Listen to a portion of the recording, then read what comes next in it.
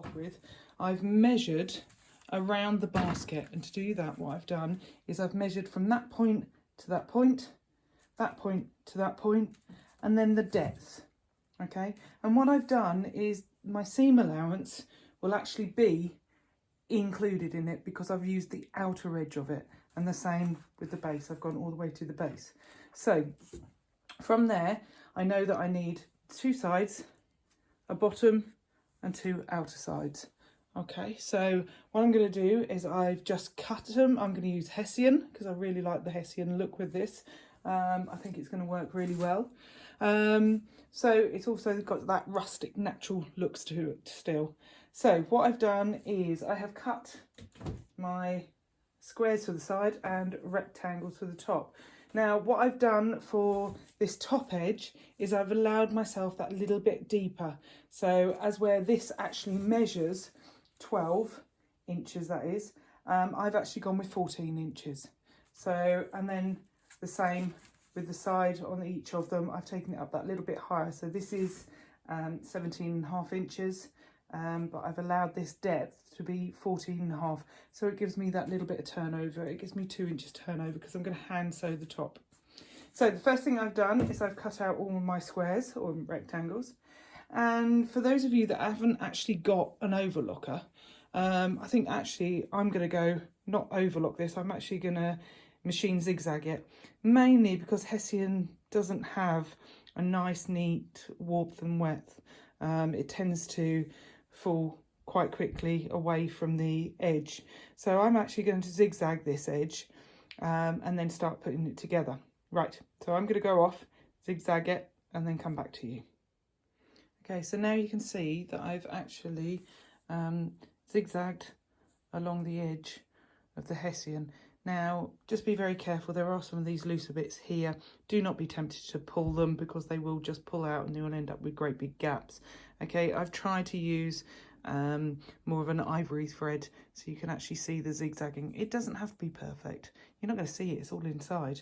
Okay, but we'll cut off all of these wispy bits at the end.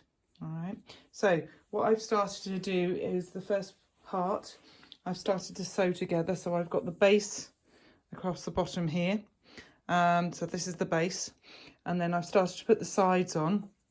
And what I've done is I've actually given myself 3/4 of an inch, a couple of centimeters, opposed to 1/2 inch because I just wanted that little bit more. And as you can see, I've started similar to the bag that I did before.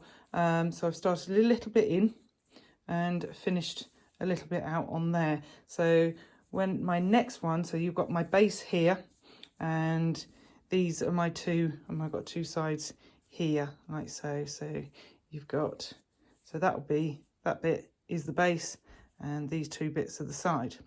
I'm then going to attach the pieces from in the middle, so the middle section of it.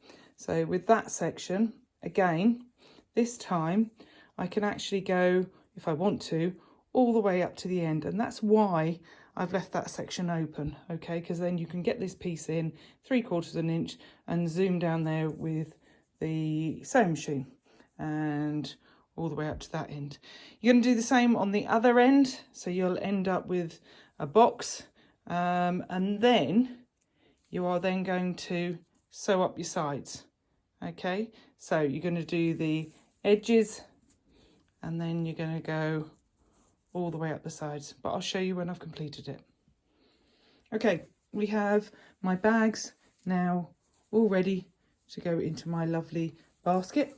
Okay, but the only thing I will suggest to you is when you come along to doing your corners, your edges, so you've got the base here, and you've first of all put those sides in, okay, leaving 3/4 of an inch on this side when you do this line, and you do the same all the way around. But when you do, so you start with the two outer edges as we said before, but when you come to doing this edge, okay, try not to go all the way up to the end. Also just join at that 3/4 point. The reason being because when you come to actually sew up the sides, because that's what you do the base first and then you sew down the sides, it's just a lot easier to be able to pull that corner out and just sew up that line. Okay, so once I've done that, all I need to do now is line my basket.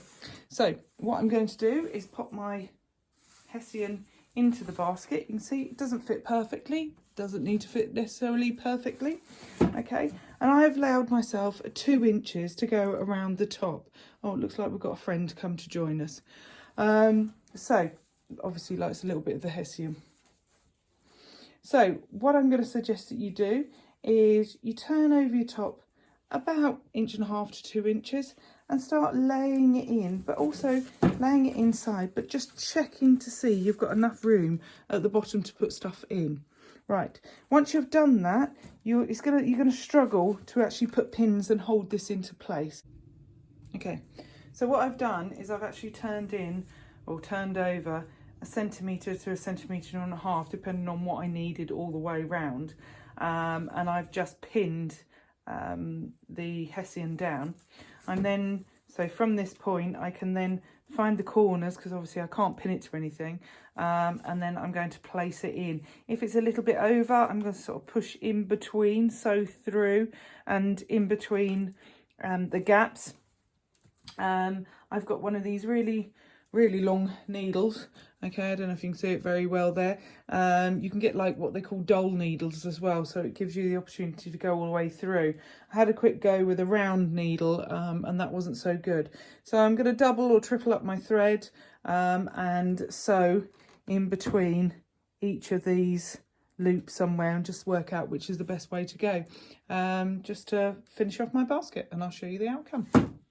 So this is the final outcome to my basket, nicely lined, and you can see a couple of the stitches that have come through, but actually as long as you're really careful it's not going to be an issue. I've also just filled it full of logs, and there doesn't seem to be, obviously a dog's ball, but it doesn't seem to be any bits coming through as well. So there we have it, the final outcome of my lined basket.